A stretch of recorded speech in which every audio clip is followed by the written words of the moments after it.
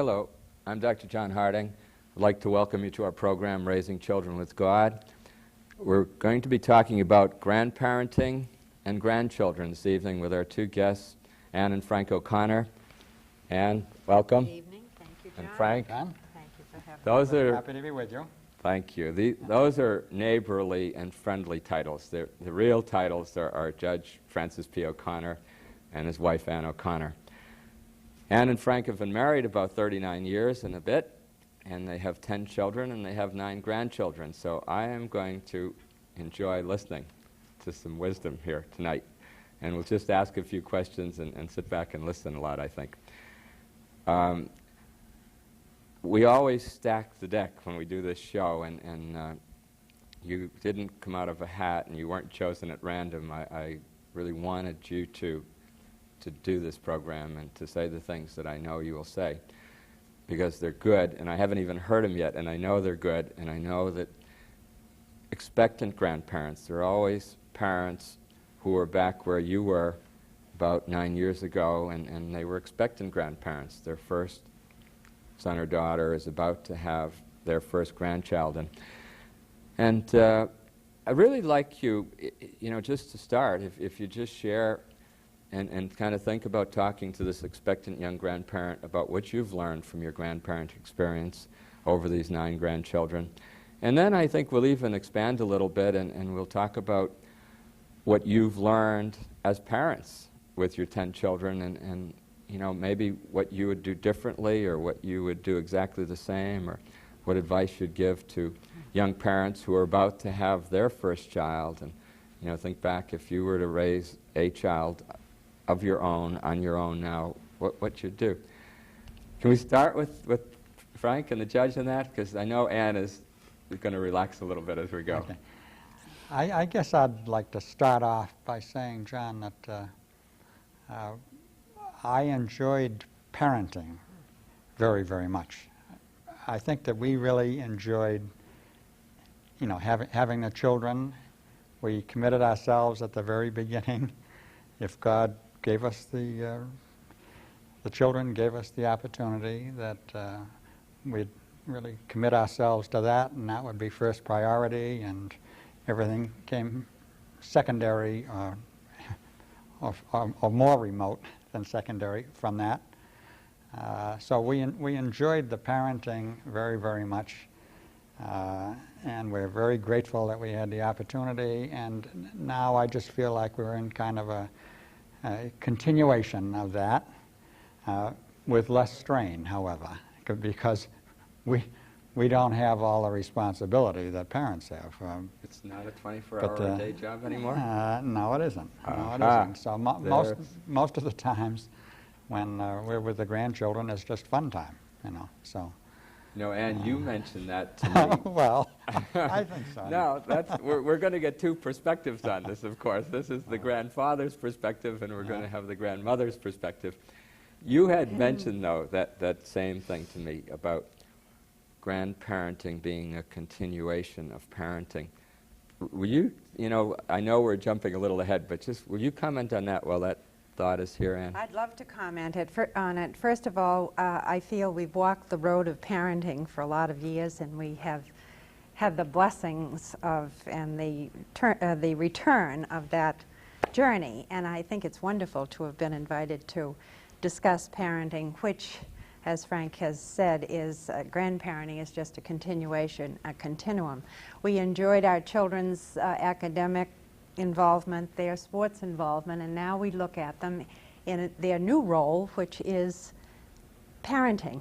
And I think the most exciting thing we can do for them in their role is to stand in the grandstand, just as we did through their other efforts, and cheer them on, give them all the benefit of contributing to their self-confidence and to their excitement in their new role, and to making them feel capable of being in that role. And then, by the way, the grandchildren are quite something different. But I do believe that the first role of a grandparent is to continue the parenting of your very own children and develop and continue the friendship that has gone on through the years. That's a nice thought. I think it probably will also take a little bit of the intimidation out of it, because I think we get comfortable with experience. And after a while, you do kind of get comfortable with the role of parent. And then I think when something new comes on the scene, like, oh, gee, I'm going to become a grandparent, I don't know anything about that, that might be a little intimidating, and it might shake your confidence a little bit and what role you're going to play. But I think if you think of it as just a continuation, and really it is, because your children, you've watched them growing up, and now they're grown up and they're married and they're going to have your first grandchild, but you're still their parent and you still know them very well. I think a little bit of a difference is there are two sets of grandparents, and sometimes they have to get together, get to know each other, work together, because there are two sets of grandparents or expectant grandparents, and that's a little bit of maybe a little curve. I know baseball we haven't seen much of, but probably we could use a little baseball. What about that curve, Frank? I think we've been very fortunate in that in our situations we've become very good friends of the grandparents on the other side, and I hate to even use that expression, but and we've made some effort to cultivate that, and they have too, and that kind of gives us a united front, I think, which is very helpful, not only in our relationship with them, but in our relationship with our daughter-in-law, our son-in-law, who appreciates the fact that, yes, we want to be part of their parents' family too. So it's all one big family. Common goal. We come to love one another, and that's what it's all about. And it's double support for the young couple. The support of both parents, and that's not a negative like that, oh, they're fighting again, but they're together, they're supporting us, we're all on the same wavelength to do everything we can so this grandchild will be warmly received. I think a very important aspect of the togetherness is that we not see grandparenting as competing with our children or with the other grandparents, but that we see the goal as being a completing of an experience for a child that will enable that child to develop and grow and achieve his greatest potential. And certainly if we're making that effort to complete one another, then I think you're not going to miss on too many of the bases. I think you're going to succeed as a group. But primarily, I think we have to recognize that the responsibility and the right of parenting is your children's. It's not yours at this point. So that anything that you add onto it is, of course, with their leave and with their acknowledgement and with their knowledge, and that there aren't a whole lot of behind-the-scenes activities going on, but that you're showing your hand, so to speak, as you tend to the needs of their children. I wonder if you'd comment on how do you see young parents today compared to yourselves as young parents? Are they different? Were we different? Are we the same? Our family experience, as far as I'm concerned, is that there is not a whole lot of difference. I think that there is a little bit of economics difference. Yes. And that does make a difference where, for the most part in our family now, our young people, mother and father, are working. Mm-hmm. We didn't do that. And we didn't have a whole lot either, but it was still easier for us, I think, financially, economically, than it is today. So that certainly has its consequences. Apart from that, I don't think that there is very much difference in the approach to parenting now from what it used to be. Mm-hmm. Okay. I agree with that. I think there are, however, a lot more situations in number where grandparents are being turned to be the day care provider, and it's necessitated by the economy. I don't think that grandparents have changed or children have changed or parents have changed, but certainly the situations today, because of all that is that scene that we live in and that they're living in is very different. And I think there are a lot of grandmothers, grandfathers who are being called into service, who, a lot of whom are having much, much richer lives than they would have had otherwise, but they are having to make a commitment. And they are having to say, yes, we can do it, or no, we can't. And it can be either way. And if the commitment is beyond, I think it's only fair for the grandparent approach to say that commitment is beyond my ability and my capability at this moment, but I can plug in however. But so in that way, I think there are a lot of grandparents involved in their children's lives who never were, and in numbers.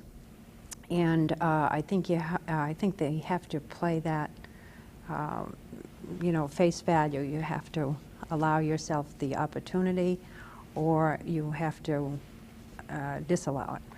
I can see as we talk that Ann's and my experiences are different, because I go to work every day, so I'm not called upon to take care of one child or three children, for a full day, 2 afternoons or 3 afternoons, and I don't have to worry about the extent to which I should discipline. I mean, if you're going to bring up a child or take care of a child one day or one afternoon, you have to decide the extent to which you're going to discipline the child, or do I just leave that to mom and dad? It's easy enough for me to say, well, it's all easy because I only see the grandchildren for the most part, when we get together on the weekend and the parents are there and we're there and it's all fun, and if the child needs disciplining, I walk away from that. Mm-hmm. But Ann, I know, who has to care for the children from time to time, she does have to decide those questions about discipline and all, and has to implement whatever she decides. So she's got a much more difficult task than I do.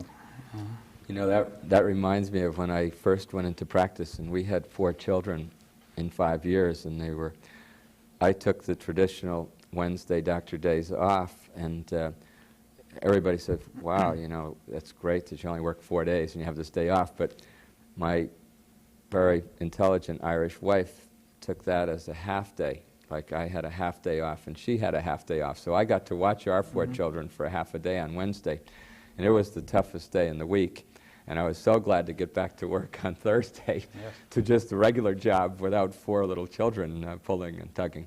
But you mentioned discipline, and I think from what I see of children, particularly little children, infants and younger children, they're very perceptive. And if they get mixed messages, if the discipline is different, like grandpa's discipline is different than parents' discipline, they choose the one that they prefer, which is usually the milder, less cumbersome form of discipline, which might be the grandparent, if the grandparent is kind of just inclined to say, well, I'm not going to do any discipline, I'm going to just have fun, and we'll leave the discipline totally to the parents.